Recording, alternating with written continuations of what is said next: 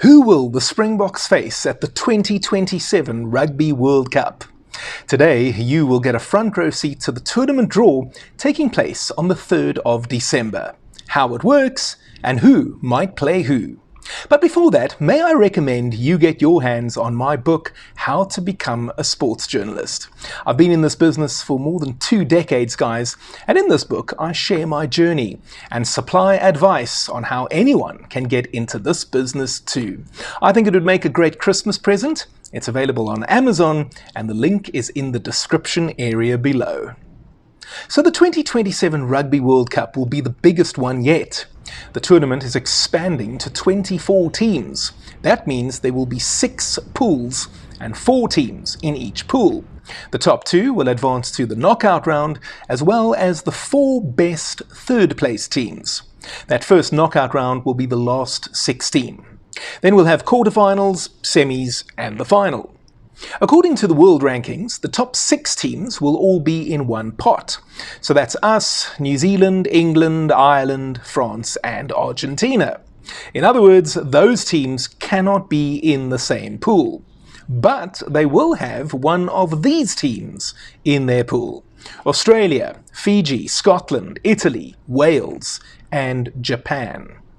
Host nation Australia will automatically be placed in Pool A. Now, I want to pause here for just a moment, because before the November test matches, a lot was made of finishing in the top 6 of the rankings before the World Cup draw is made. The wisdom is that by finishing in the top 6, you avoid the other 5 or best 5 teams in the world. Now, yes, that is a decent theory.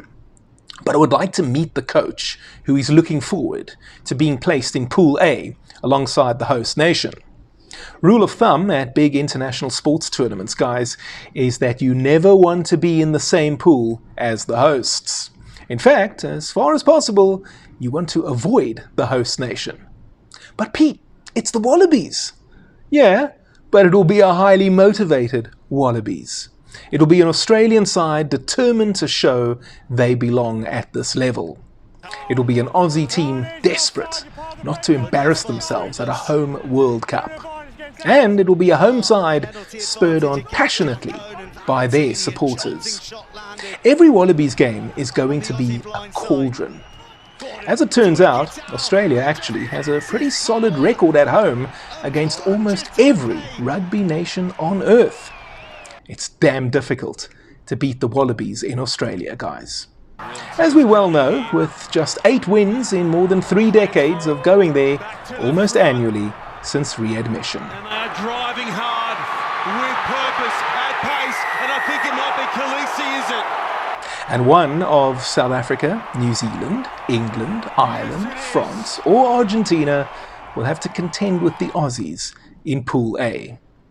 That said, the Australians themselves might actually be relishing this prospect, because of course the theory does go both ways.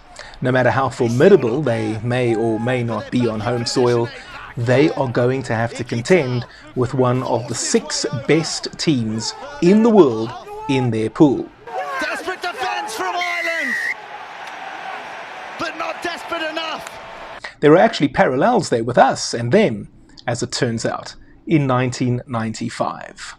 I hope I have not just triggered a series of events that sees us drawn alongside them in Pool A. My honest opinion, I would not be surprised if the draw is rigged. They might identify Ireland as the weakest or most beatable team in the top 6 and arrange for the Wallabies to be placed alongside them in Pool A. Now, there is no evidence of this having been done before, but you can't tell me there wasn't even a hint of suspicion when Japan were drawn alongside Ireland and Scotland for the 2019 Rugby World Cup. It happens in other sports. What makes us think it does not happen in rugby? Let's move on now to the next pot. Georgia, Uruguay, Spain, the USA, Chile, and Tonga. Now, with all due respect to this sextet, none of the top 6 teams will look at these guys with much trepidation. That said, some of those boys in the second pot might look at these guys and feel slightly uneasy. And similarly, these teams, especially Georgia and Uruguay, might look at the second pot teams, especially Wales, as a scalp they can realistically get. This pot is important because, as I mentioned earlier, third place teams can also advance to the knockout round.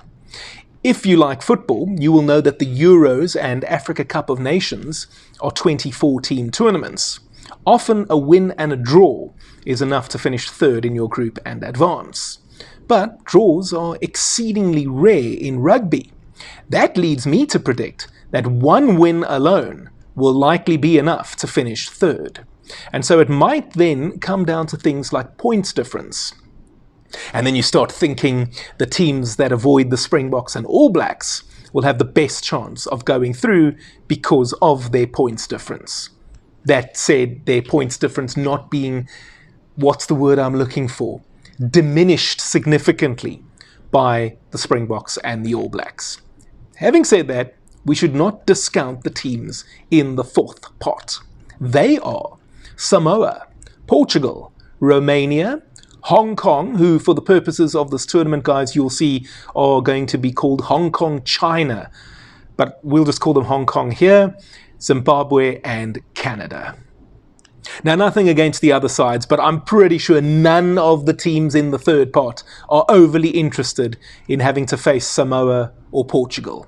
If you're Chile or Tonga, you'd far rather want the prospect of beating Hong Kong or Zimbabwe to reach the knockout stage than having to take on Samoa, for example.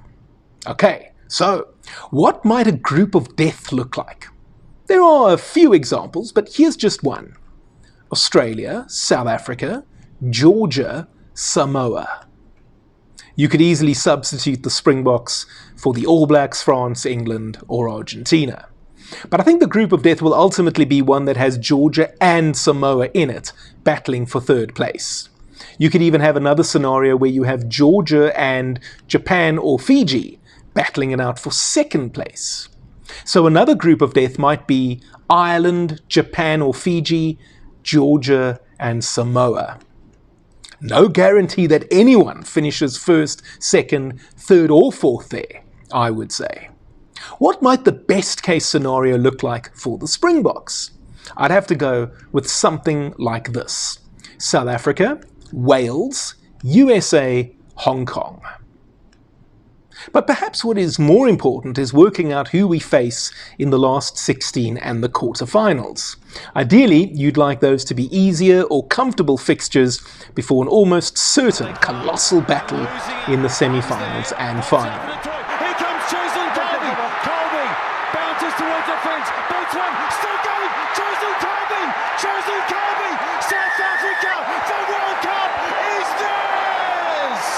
And you can be sure I'll be here with a full review of the draw once all has been revealed. But I'd like your thoughts ahead of that actual draw for the 2027 Rugby World Cup, which takes place on Wednesday, the 3rd of December. What kind of pool are you hoping to see the Springboks drawn into? And what might a pool of death look like, in your opinion? Let me know in the comment section down below. And while you're down there, may I encourage you to help me out with the super thanks. That's the heart button with a $ inside of it. You'll have the opportunity to make a highlighted comment on this episode. I promise to hit the love button and I will reply to it as well. And you'll have the opportunity to make a small donation to my channel. It's whatever you want it to be. It can be R1, 10 Rand. I think it actually starts from $1. So just factor that in mind. So $1, $10. It could be $1 million, especially if you used to work at Eskom and they gave you a nice bonus when you left. The reason I'm asking for your support, guys, is because I would love to do this full time, and I would also love to go to that Rugby World Cup in 2027 and cover the tournament for you from down under on a daily basis. If you're not yet ready to support me in that manner, you can just spear tackle the usual like button, and you can also subscribe to my channel if you haven't already done so.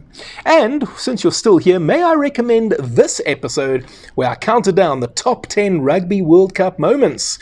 And if you've already seen it, how about this one where I review the Springboks performances at the 2015 Rugby World Cup. It's a retro review. Pick one, enjoy it, and I'll see you next time.